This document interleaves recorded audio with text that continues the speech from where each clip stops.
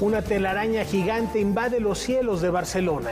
Y en este miércoles internacional, la doctora Iliana Rodríguez Santibáñez nos platica en Visión Global en torno a las elecciones en Brasil y a la búsqueda de un acuerdo nuclear de Estados Unidos y la Unión Europea con Irán. Esto y muchas otras cosas tenemos en la hora cultural de la televisión mexicana. Laura Barrera, amigos del auditorio, qué gusto saludarlos en esta mitad de la semana. Hola, Laura Regis en la traducción de lenguas de señas mexicana y en efecto mucha información que compartir con todos ustedes. Aquí la invitación es a que nos acompañen a partir de este momento. Y vamos a empezar, ¿qué te parece, Rafa, con un encuentro del pensamiento que hace una provocación? Sí, sobre todo a las nuevas generaciones. Vean de qué se trata. Tahuacol Carmán, Marta Peirano, Carlos Briones, Andrés Cota Iriart, Cecilia Barria y Juan Carlos Pérez son algunos de los participantes del Hey Joven, sección del Hey Festival que está dirigido a estudiantes. Con el Hey Joven, particularmente, parte fundamental del Hey Festival, creo que el tema fundamental es involucrar a la comunidad estudiantil, a la comunidad universitaria. Querétaro tiene importantes universidades, desde la Universidad Autónoma de Querétaro, universidades privadas muy importantes, que realmente necesitamos generar pensamiento crítico. Todas las actividades del Hey Joven son gratuitas y se espera que los participantes inviten a la reflexión sobre temas como literatura, ciencia, tecnología, medio ambiente, derechos humanos, actualidad y género. Hay que formar público. Público consciente, público capaz de discernir, de generar nuevas ideas, de incluso contradecir, ¿no? Precisamente creo que esa es la actitud que debe tener la juventud hoy por hoy. Y estoy totalmente de acuerdo contigo. Un ingeniero no puede centrarse solo en su profesión como ingeniero. Requiere escuchar un premio Nobel de la Paz, un premio Nobel de Literatura. Un estudiante de historia, ¿por qué no tendría que estar escuchando a un científico? O sea, creo que además el mundo contemporáneo lo exige, ¿no? Ya no estamos tan cerrados ni tan limitados en áreas específicas del conocimiento. Creo que hay que volver a un conocimiento universal. Noticias 22, Alberto Aranda. Radio Educación es la invitada de honor en la fiesta literaria de Coahuila. Medio ambiente y desarrollo sustentable será el eje temático de la Feria Internacional del Libro Coahuila 2022, que este año tendrá como región y estado invitados de honor a Centroamérica y Guanajuato. En este caso, le realizaremos un homenaje a la cultura literaria de Centroamérica. Tenemos autores de Guatemala, de El Salvador, de Nicaragua, de algunos otros países más, de Costa Rica también. Serán más de 300 actividades que incluyen presentaciones de libros, exposiciones editoriales, talleres y conferencias. Este año, la ilustración tendrá un papel especial a través de las voces de Bernardo Fernández Beff y del artista argentino Dr. Alderete. Autoras como Isabel Zapata y Claudia Luna tendrán una conversación sobre la naturaleza y su relación con la escritura. Además, Guanajuato compartirá con los visitantes más de 40 actividades artísticas y literarias con el lema Guanajuato se lee en Coahuila. Por último, también, otro de nuestros invitados especiales, y nos da muchísimo gusto, de Radio Educación. Tenemos un buen acercamiento con el maestro Jesús Alejo Santiago. Ellos también traen algunas actividades interesantes, estarán transmitiendo desde nuestra feria.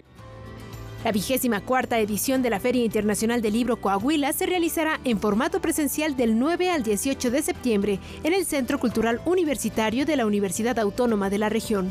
Noticias 22, Karen Rivera. Los audiovisuales se consolidan como herramienta de transición y voz de revolución. Resistimos, Festival de Cine Documental. El documental utilizado como herramienta de cambio social. Bajo este espíritu nació Resistimos, Festival de Cine Documental, un espacio que da cabida a trabajos que a través del audiovisual se han convertido en testimonio y estandarte de diferentes luchas. En esta primera edición tuvimos una respuesta muy grande de más de 1000 documentales de todas partes del mundo. Me parece que fueron 86 países. Y entonces, a partir de esa programación, escogimos los documentales que sentimos que estaban, uno, retratando algún tipo de lucha, porque queríamos enseñar no solo como el trasfondo de qué tipo de opresiones vivimos, sino qué estamos haciendo para resistir ante ellas.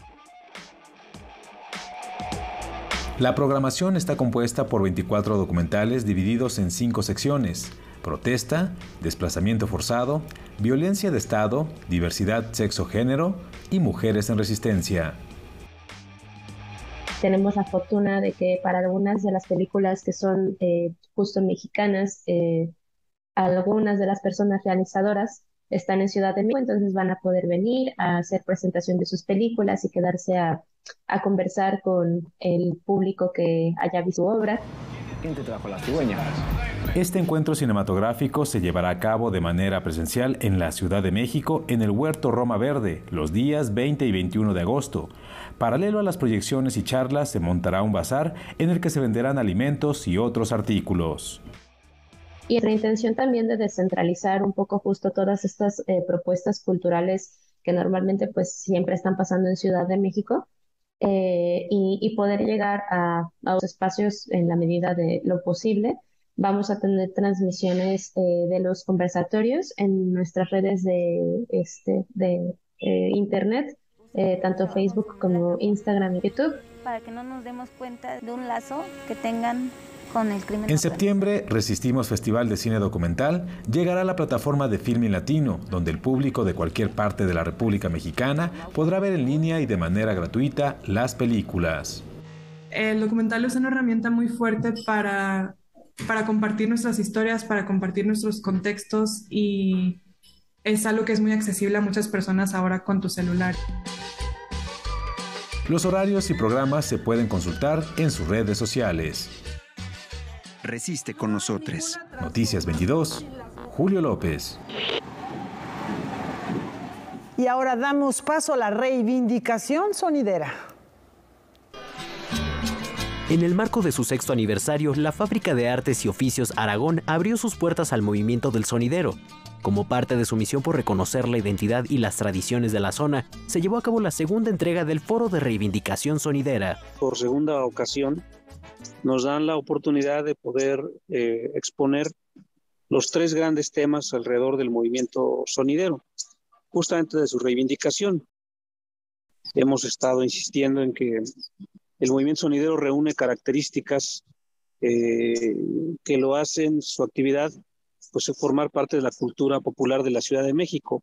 Va muy de la mano con todo lo que hacemos aquí en Faro Aragón, en cuanto a la identidad, el territorio, ¿no? De cómo nosotros y nosotras nos nombramos desde el uso del espacio público, cómo salimos a trabajar con la gente allá afuera, ¿no? Desde la cultura comunitaria. A lo largo de 2 mesas, se reflexionó sobre la cultura sonidera y cómo esta misma, a juicio de quienes la integran, debería considerarse como parte del patrimonio inmaterial de la Ciudad de México. Que es producto de una necesidad y de la marginalidad. La necesidad es pues alguien que ambiente una fiesta, alguien que le dé entretenimiento, que programe la música, pero con el tiempo ingresaron a nuestro país diferentes géneros de música latinoamericana. Permitió que los sonideros adquirieran una identidad propia, digamos, primero en la música, después en la forma de comunicarse con el público. La transmisión de las mesas de diálogo del segundo Foro de Reivindicación Sonidera permanece en el perfil de Facebook del Faro Aragón. Noticias 22, Rodrigo Peredo. La Red de Centros de las Artes está de fiesta. Celebremos la cultura por toda la República. El Centro Nacional de las Artes recibe por primera vez a los Centros de las Artes, ubicados en entidades del interior del país.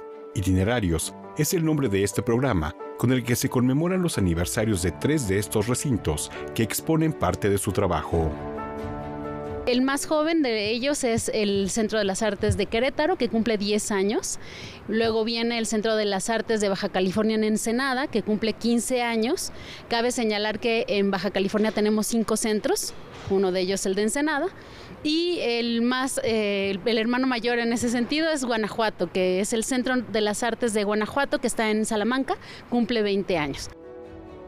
Con historias que se remontan a más de 2 décadas, estos recintos conformaron hace más de 10 años la Red de Centros de las Artes. Con una vocación multidisciplinaria en muchos casos, estos centros han realizado una doble tarea de investigación, pero también de vinculación con la comunidad que los acoge. Que me parece que puede ser el inicio de otras itinerancias y otros itinerarios de la red que ya sean entre mismos centros de las artes y que no tengan que pasar por el CENART necesariamente. Esa es también la meta. Además de un mural itinerante hecho con gráfica, el programa Itinerarios presenta una muestra de sus respectivos trabajos. Un laboratorio que llevan bastante trabajando, que es de ecologías acústicas y que de hecho es bien interesante porque salió el año pasado una convocatoria que se llamó Ecosonoros y que nosotros gestionamos desde el CENART y que surge de la investigación que está en el centro de Guanajuato. De hecho, ellos nos traen un concierto con danzas tradicionales, danzas folclóricas de Ensenada, y es un concierto de calabaceado, ¿no? O sea, como algo muy de allá. Y ellos es lo que están intentando generar un arraigo en esa comunidad. Por su parte, el Estado de Querétaro presenta un montaje de carácter inclusivo. Que se llama Proyecto Paralingua, que de hecho es bien importante porque los artistas, los bailarines, trabajan con lenguaje de señas para sordos. Entonces vuelve una práctica y una presentación escénica, bueno, pues incluyente. Itinerarios se llevará a cabo en el Centro Nacional de las Artes los días 18, 20 y 21 de agosto. La programación completa está disponible en el sitio electrónico del CENART. Noticias 22, Víctor Gaspar. Antes de la pausa les platicamos que un reciente descubrimiento inscribe al bosque de Chapultepec entre los sitios más antiguos de la Cuenca de México. Les explico. El hallazgo deriva de los proyectos arqueológicos que acompañan los trabajos de infraestructura del proyecto Chapultepec, Naturaleza y Cultura, que aquí comentamos con mucha frecuencia. Bueno, pues la capa de materiales se localizó en las inmediaciones de la Fuente de Xochipilli y la Avenida de los Compositores, a 700 metros de donde en 2018 se encontró un caserío contemporáneo al auge de Tenochtitlán. Aquel descubrimiento de viviendas ocupadas 1500 años atrás, entre 225 y 500 años después de Cristo, representó por 4 años la ocupación más temprana del bosque de Chapultepec. No obstante, esta reciente detección de una concentración de materiales del periodo preclásico medio ha duplicado la temporalidad del asentamiento humano en esta área, elevándola a más de 3 milenios. Así que bueno, pues es un lapso que no se conocía, un hallazgo importante. Y con este comentario vamos a la pausa.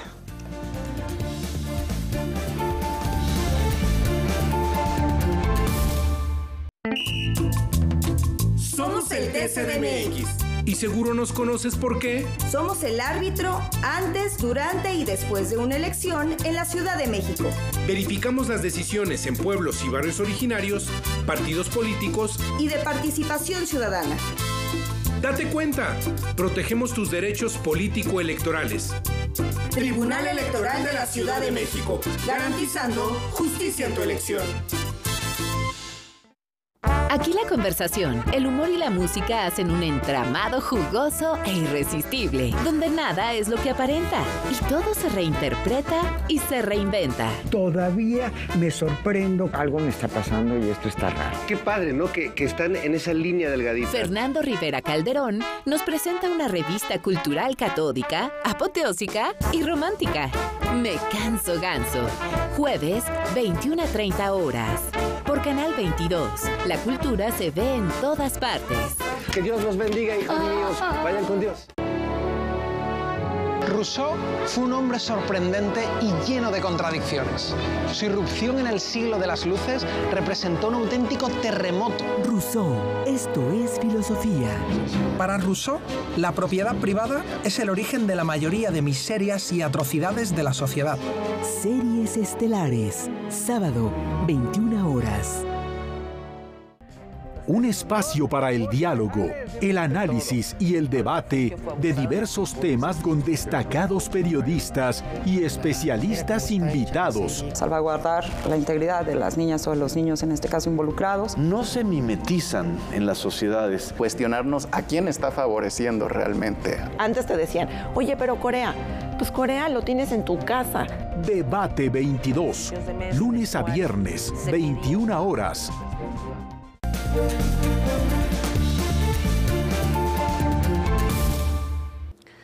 El arte es el puente entre el ombligo del mundo y la tierra del sol naciente. El Centro Nacional de las Artes abre un espacio de diálogo para la cultura nacional con el lejano oriente a través de las Jornadas de Arte México-Japón. Estas jornadas surgen del seminario de investigación que el CENIDIAP y el CITRU han establecido y que ahora cuenta además con el apoyo de la Fundación Japón en México.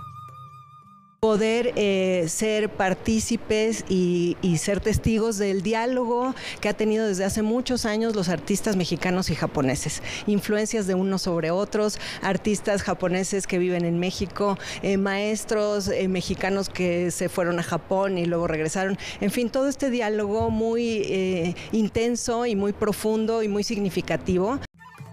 En este contexto, del 24 al 26 de agosto, el Centro Nacional de las Artes también recibirá el primer Coloquio Internacional de Estudios de Arte y Cultura Iberoamérica-Japón.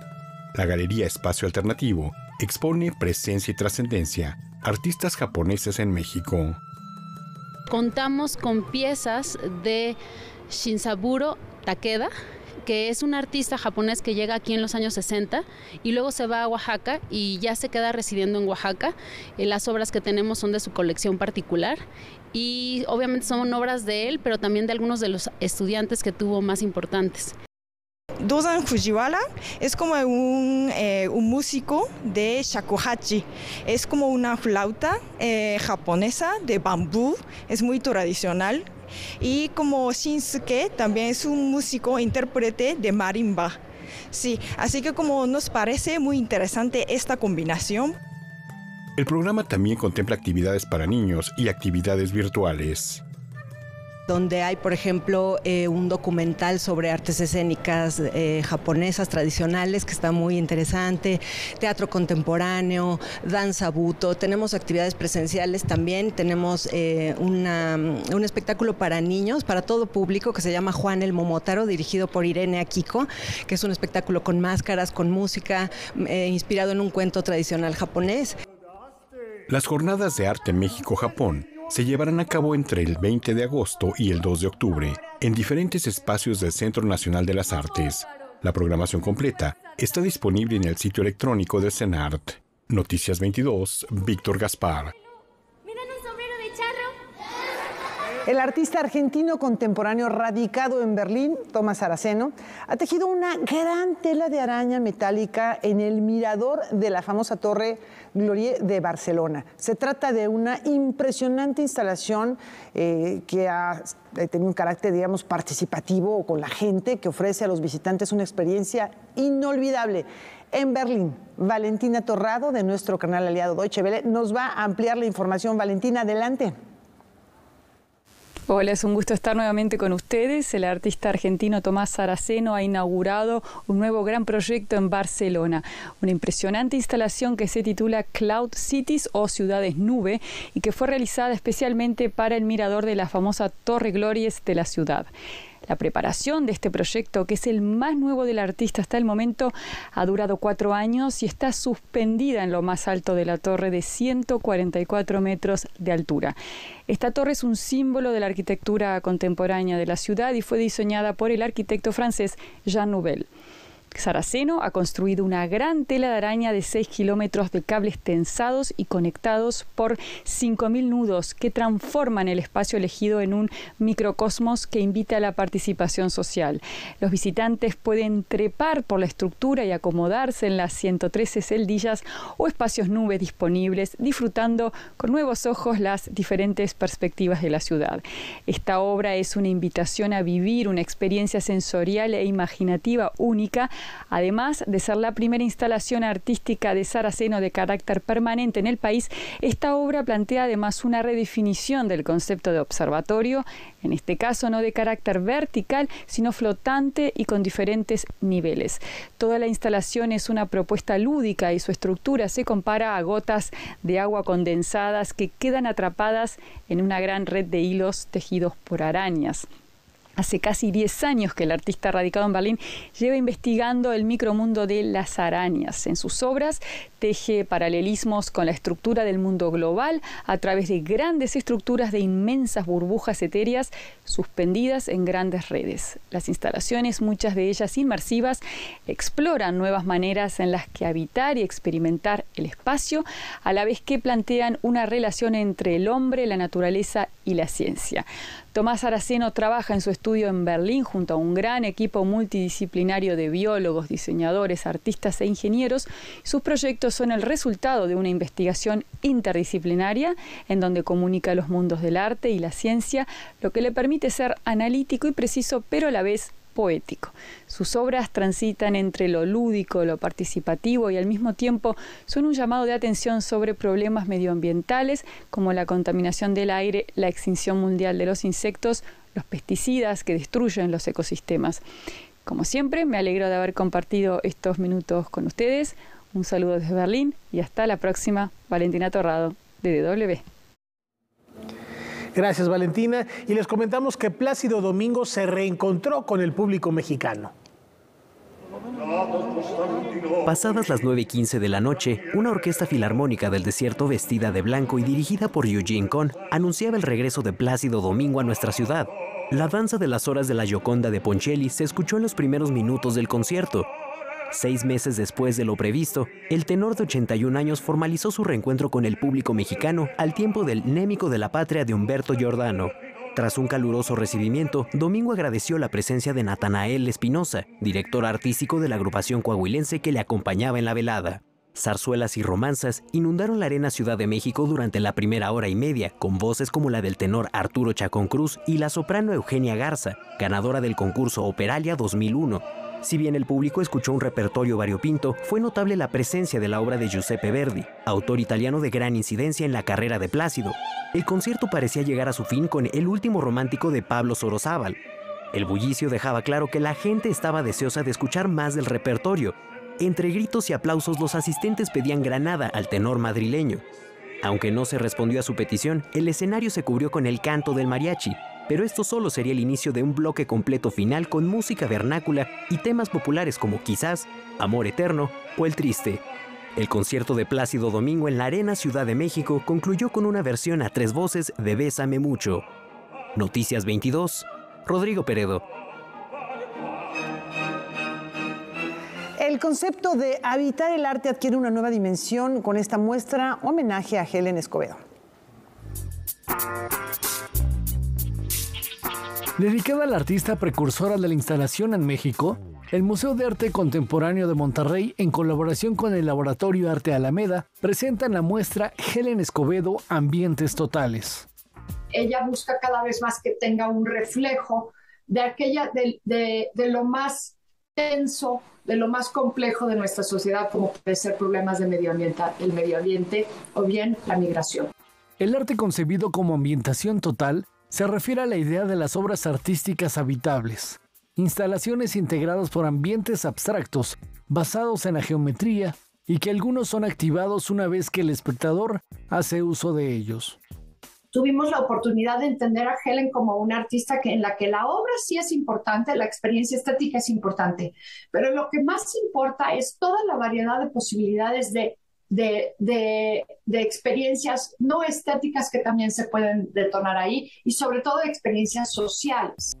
La muestra consta de más de 108 obras de distintas disciplinas que se estructuran a partir de 4 instalaciones que por primera vez se reúnen: Pasaje Blanco, La muerte de la ciudad, Moda papalotera y Los mojados.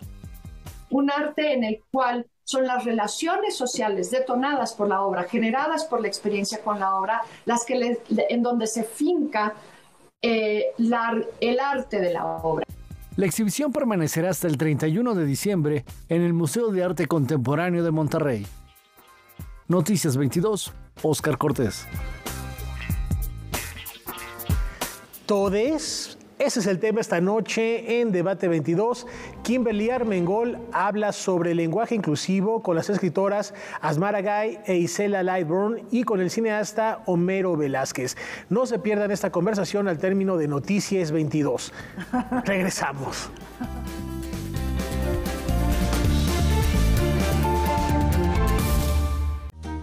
Esta semana en Algarabía TV, por Canal 22, hemos evolucionado, nos hemos adaptado.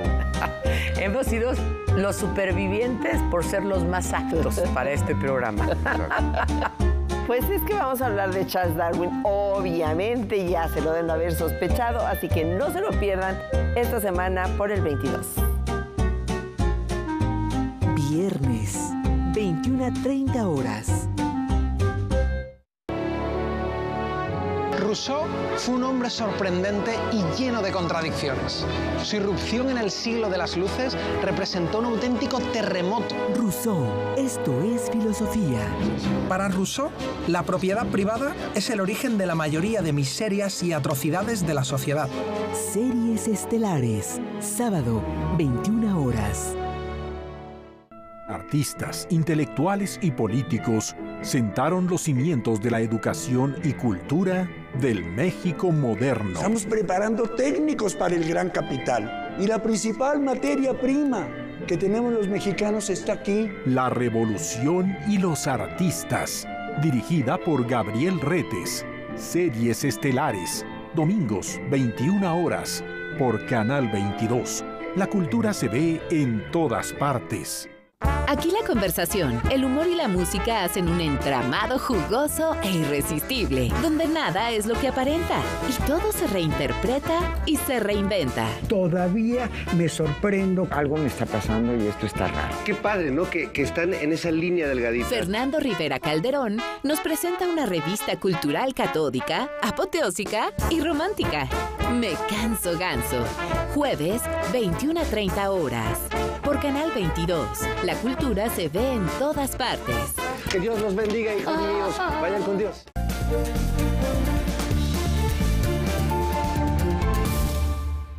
Vamos a Pachuca a seguir festejando las letras, de manera particular las húngaras. Todo está listo para que regrese a la presencialidad la Feria Universitaria del Libro, un esfuerzo de la Universidad Autónoma del Estado de Hidalgo que a las puertas de celebrar su 35ª edición refrenda su lugar como uno de los encuentros editoriales más importantes de México. Nos posiciona entre las 5 principales ferias del país. Eso ya es un orgullo, es una distinción muy importante y bueno, es un compromiso también porque cada año pues buscamos de alguna manera innovar la feria.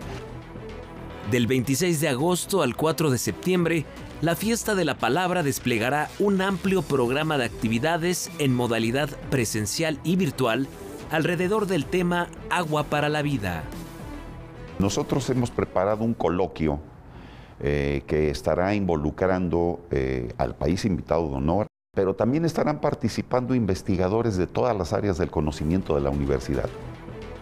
En esta ocasión, la FUL contará con un programa de poco más de 500 actividades encabezadas por el país invitado de honor, Hungría, que abarcan conferencias, talleres, presentaciones editoriales y artísticas, maratones de lectura, una carrera atlética y más de 90 eventos dirigidos a niñas y niños.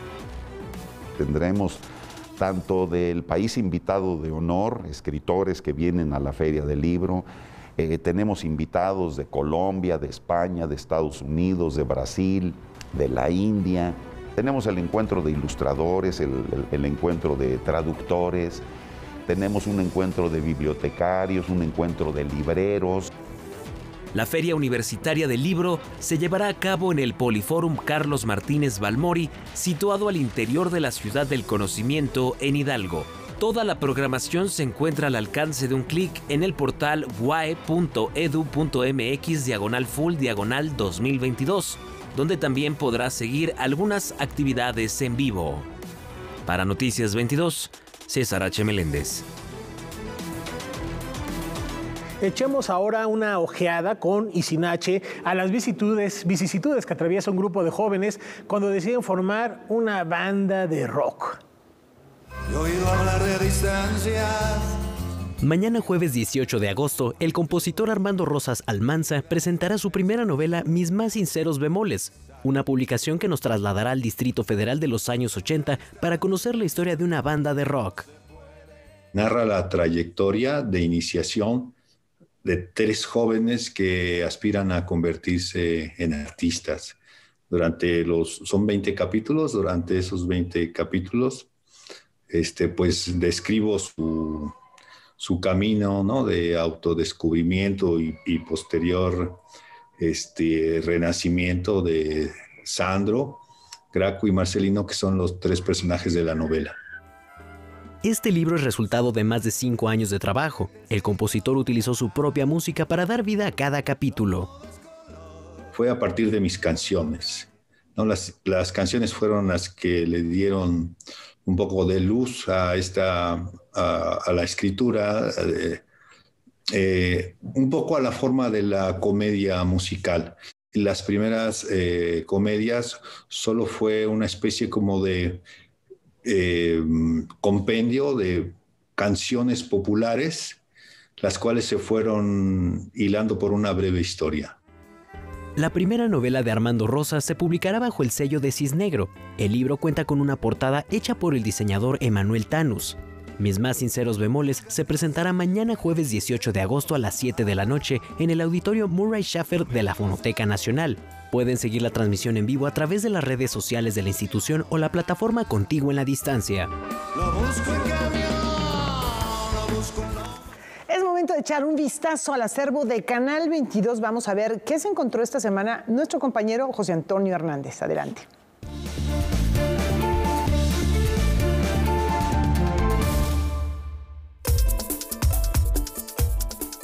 Considerada una de las inteligencias más lúcidas, memoria prodigiosa, era el más taquillero entre jóvenes y no tan jóvenes, respetado entre empresarios o intelectuales, así como entre estudiantes y la persona más humilde de su querida Ciudad de México.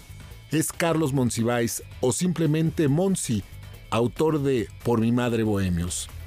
Es uno de los autores más innovadores e influyentes del siglo XX. Una de las voces de referencia obligada de la cultura nacional y popular. Nací en la Ciudad de México en 1938, en la colonia Guerrero, que en algún tiempo tuvo fama de ser una gran colonia popular. Desde muy pequeño vivo en la colonia Portales. Mi relación con la infancia, en el sentido de aventura, de emoción, de riesgo, de descubrimiento, tuvo lugar mucho después, cuando yo ya tenía más de 30 años. Monsiváis expande las posibilidades de la escritura literaria en México al integrar elementos e ideas provenientes de formas culturales tradicionalmente consideradas menores, como el periodismo, los registros mediáticos y populares y el humor. Dotado desde muy joven de un vasto bagaje cultural, su humanismo polifacético hizo de Monsiváis uno de los pensadores que mejor supo indagar en los aspectos fundamentales de la sociedad, la política y la cultura mexicanas. Monsiváis escribió especialmente crónica y ensayo, con una temática y un interés estrechamente relacionados con los problemas actuales y comprometidos con las luchas populares de México y América Latina. Creador y fundador del Museo del Estanquillo. Es un homenaje a mis gustos, mis caprichos, mis obsesiones, mis remembranzas, y creo que vale la pena, y a mi criterio estético que alguno debe tener.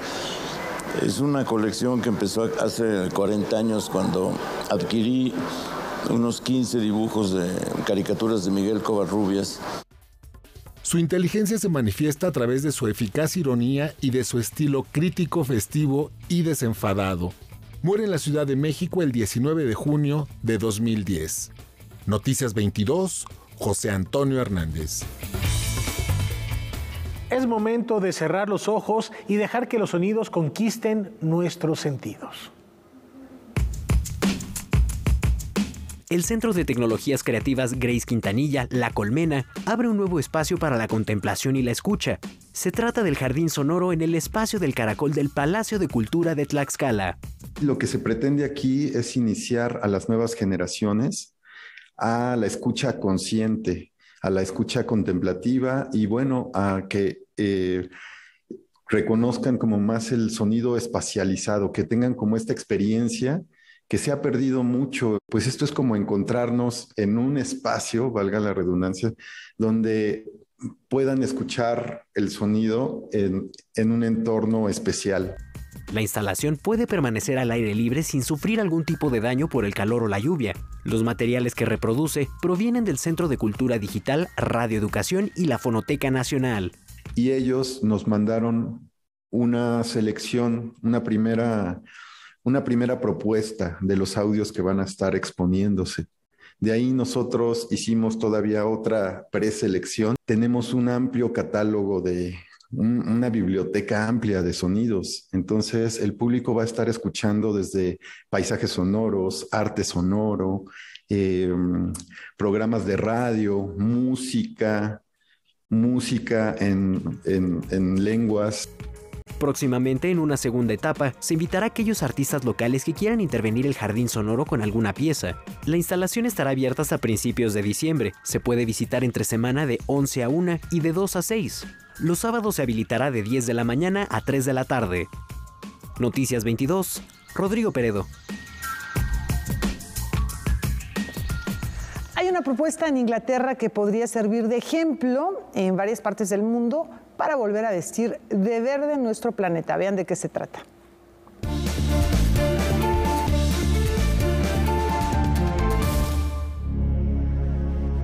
Se imagina a propietarios de grandes extensiones de tierra poniéndose de acuerdo para establecer un corredor verde protegido, rico en biodiversidad, con el único fin de permitir un retorno a la vida silvestre. Difícil de creer, pero esto es una realidad y sucede en el sudeste de Inglaterra. Hablamos del proyecto Will to Waves, Connecting Nature Across Sussex, reportado por The Guardian, con el que se pretenden crear rutas seguras para la vida salvaje y la naturaleza en al menos 10.000 hectáreas, que van desde tierra adentro, llegan hasta el mar e incluyen castillos ingleses. 8 grandes terratenientes del sureño condado de Sussex ya firmaron un memorándum de entendimiento en el que se comprometieron a la creación de este corredor. A lo largo de él, vacas, borregos, bueyes, cerdos, caballos y venados podrán pasear libremente, pero también será una vía segura para ruiseñores, tórtolas, grillos de campo protegidos por las leyes británicas, mariposas emperador púrpura, polillas como la Tilofomora plumígera o la Minoa murinata y aves migratorias que hacen una parada en su jornada desde el Círculo Ártico hasta el último rincón de Sudáfrica. Al abarcar varias localidades de Sussex y por tanto varios hábitats como bosques, setos, pantanos, tierras de cultivo, brezales, que son comunidades de arbustos, prados calcáreos, que son pastizales bajos sobre colinas de piedra caliza, areniscas verdes, que se encuentran en ambientes marinos, y mar, el corredor mantendrá a salvo fauna, así como diversas plantas raras y amenazadas.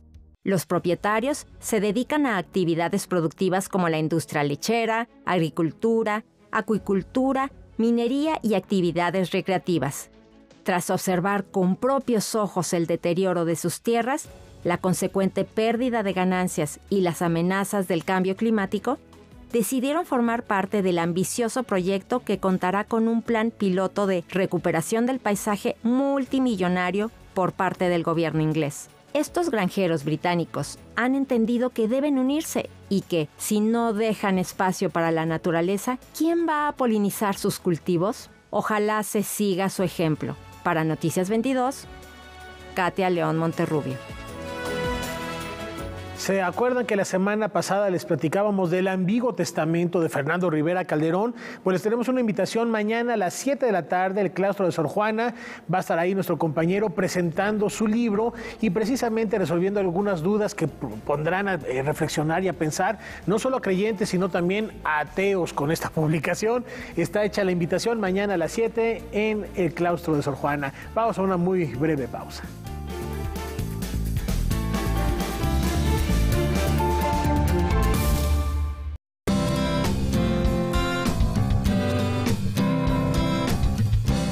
Como audiencia, tienes derechos. Debes conocerlos para poder ejercerlos y ser parte de los televidentes críticos y participativos. Es muy importante que sepas que los contenidos que ofrece tu televisora deben reflejar pluralidad ideológica, política, social, cultural y lingüística. Para más información, consulta la página de defensoría.canal22.org.mx.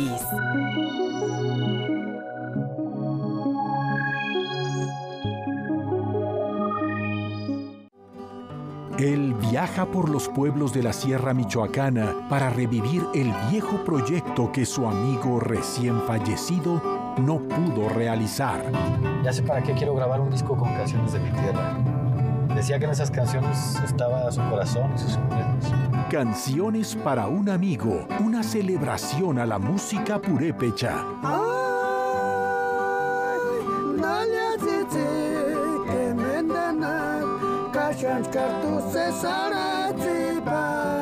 Día Internacional de los Pueblos Indígenas. Domingo, 22 horas. Nos esperamos a punto a las 9 de la noche en Debate 22. Vamos a analizar el lenguaje incluyente, los todes, las, les, los niños, las niñas. ¿Funciona? ¿Es una moda pasajera? ¿De qué se trata? Hoy a las 9, Debate 22. Hoy, 21 horas. Rousseau fue un hombre sorprendente y lleno de contradicciones. Su irrupción en el siglo de las luces representó un auténtico terremoto. Rousseau, esto es filosofía. Para Rousseau, la propiedad privada es el origen de la mayoría de miserias y atrocidades de la sociedad. Series estelares, sábado, 21 horas.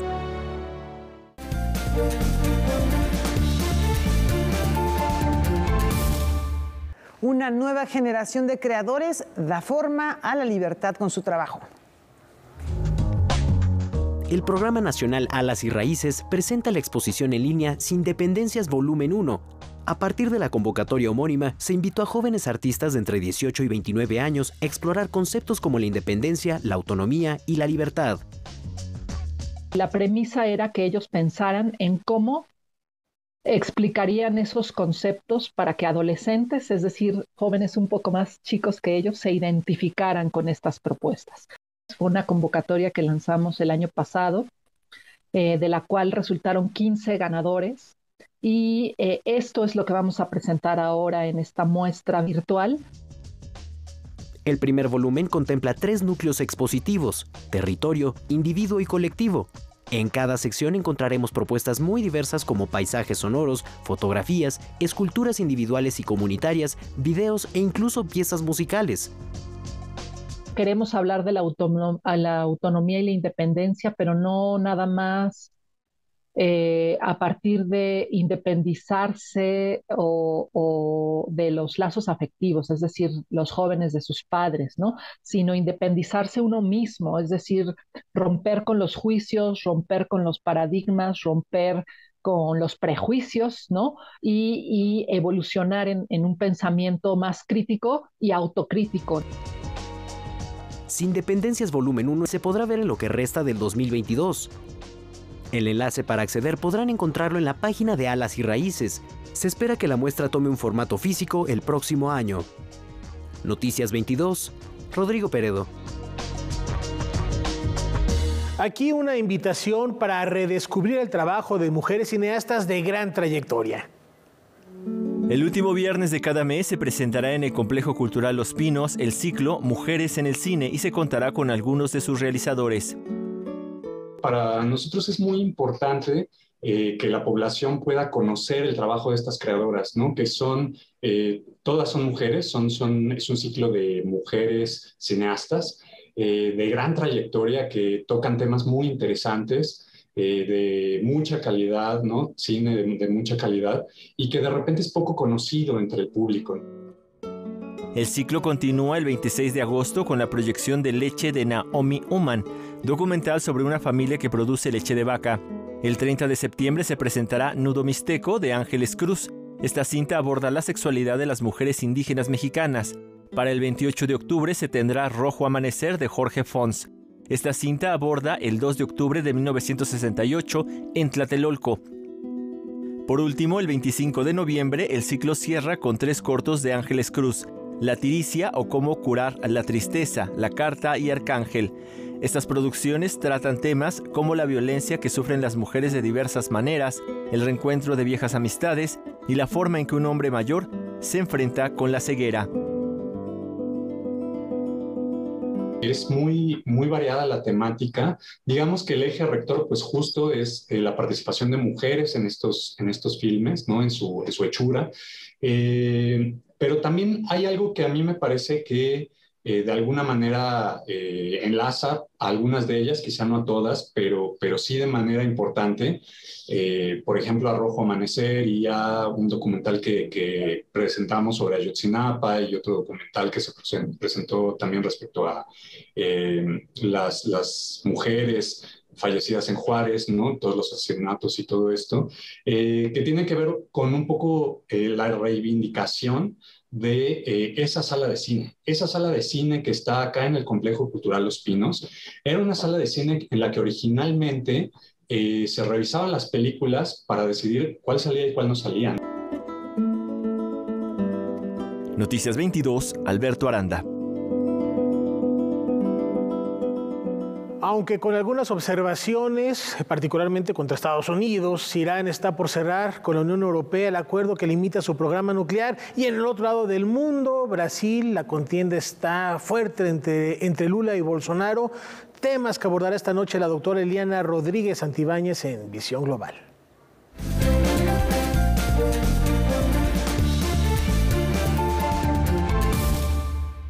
Damos la bienvenida a la doctora Eliana Rodríguez Santibáñez para que, como cada miércoles, nos aclare, nos explique, analice la situación de 2 regiones del planeta, Eliana, muy distintas. Lo que comentaba Rafa, una reactivación de un acuerdo que estaba por ahí pendiente desde el 2015 y que la Unión Europea ha estado presione y presione para que este acuerdo renazca y por fin se logre concretar, se limiten las armas nucleares en Irán. Estados Unidos, bueno, pues también ahí con una presencia muy importante. Y tú conoces muy bien Brasil, has estado en muy diversas ocasiones ahí y nos puedes platicar también cuál es tu percepción y tu análisis en torno a este arranque de las elecciones entre Luis Ignacio Lula da Silva, expresidente, que tuvo un periodo, 2 periodos de gobierno ahí en su país, y Jair Bolsonaro, ¿no? Que bueno, las encuestas por ahí hay algunas que dicen que Lula tiene muy buenas posibilidades. Me gustaría que a partir de esto también nos platiques cuál es tu percepción personal. Claro que sí, encantada, Laura. Y pues vámonos a la vuelta al mundo en menos de 10 minutos. Vamos a comenzar por la parte de Irán. El contexto, hay que recordar que después de 1945, con el uso de armas atómicas, se trató de regular el uso de estas. Así es que nació un acuerdo para la no proliferación de armas nucleares. Pero ese acuerdo no ha sido suficiente en este siglo para impedir que naciones sigan produciendo armas de esta naturaleza. Uno de estos estados con el potencial de producción de armas nucleares es sin duda Irán, que en nada abona en pacificar el Medio Oriente, sí se empeña en producirlas. Así es que en 2015 Barack Obama y países como el Reino Unido, Francia, Alemania, Canadá decidieron hacer un acuerdo con Irán para la disminución de la explotación de plutonio y de uranio en Irán y de esta manera asegurarse que no se generaran armas nucleares. Es decir, sí puede haber investigación y producción mínima, pero para efectos de la producción de cierto tipo de energías, pero no para la producción de armas nucleares.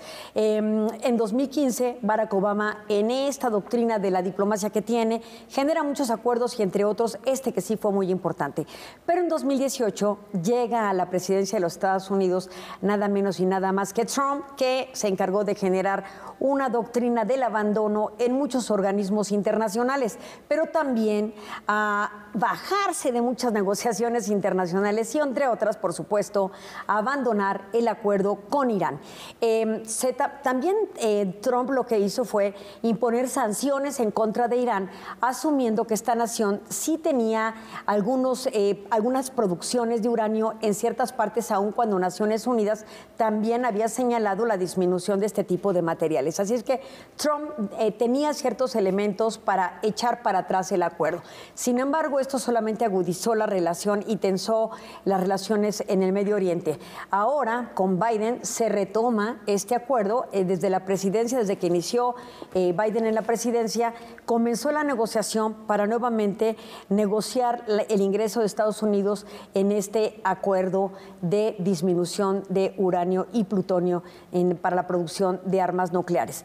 Así es que esto viene siendo ya una realidad importante para efectos de generar una paz duradera en la región, o por lo menos no generar cierto tipo de amenazas que pudiese estar usando Irán, que por cierto ahorita vuelve al foco de la discusión porque recientemente el escritor anglo-indio Salman Rushdie, autor de los versos satánicos, fue precisamente objeto de un atentado en Nueva York, precisamente por una fatwa o una sentencia que se había impuesto desde el ayatollah Khomeini, que ya falleció, para perseguir a este escritor Salman Rushdie y de donde estuviese pues un precio a su cabeza por hablar mal del Islam.